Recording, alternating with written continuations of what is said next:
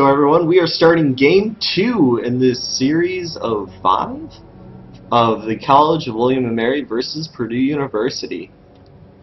And of course I'm Talder and Malter. So as soon as we get in, we'll do the little introductions. In the top right corner, with the pink eyeshadow Zerg playing for the College of William and Mary, we have Entropist. And his opponent, playing for Purdue University with the green eyeshadow, we have the green Zerg, Murazor. Curtis. Robbie. Guess what? Entropist is going for a 6 pool.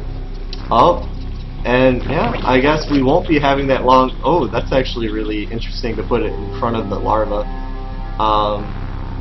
I can think of the theory of why to do that, but that's very interesting. So let's hope that Murazor doesn't take a 14 hatch, as that will be extremely bad for Murazor.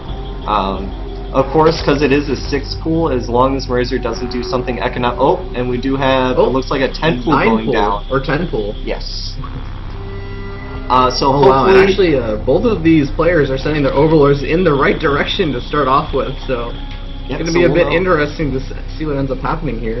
So hopefully their paths will cross, and they'll actually know exactly where they are. That actually helps Entropist a lot more than Murazor, as Murazor is also getting gas, which usually means he's going to get speed for his speed lanes.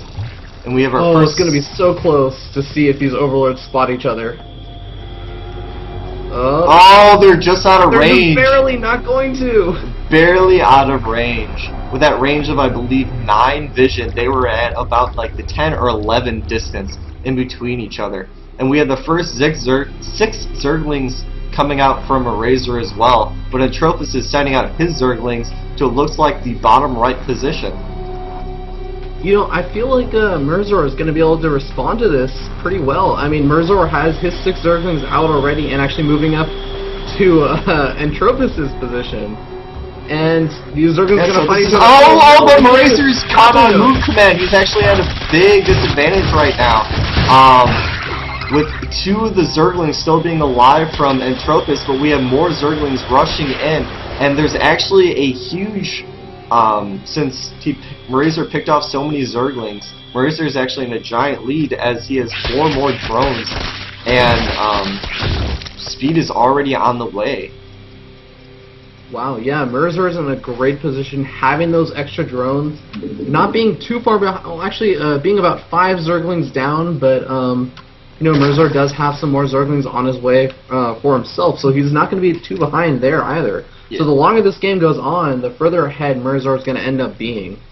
As you can see, both players not even making drones, just pure Zerglings. And Murazor actually having the money to afford that queen a little bit earlier.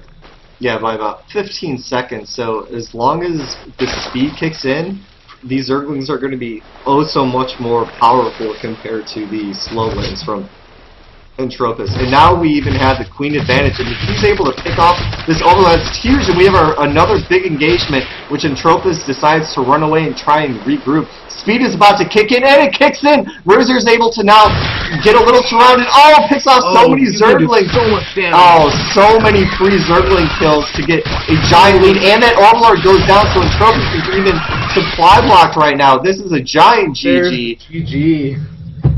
And that's why you don't have your overlord sitting over a hatchery in a ZVZ.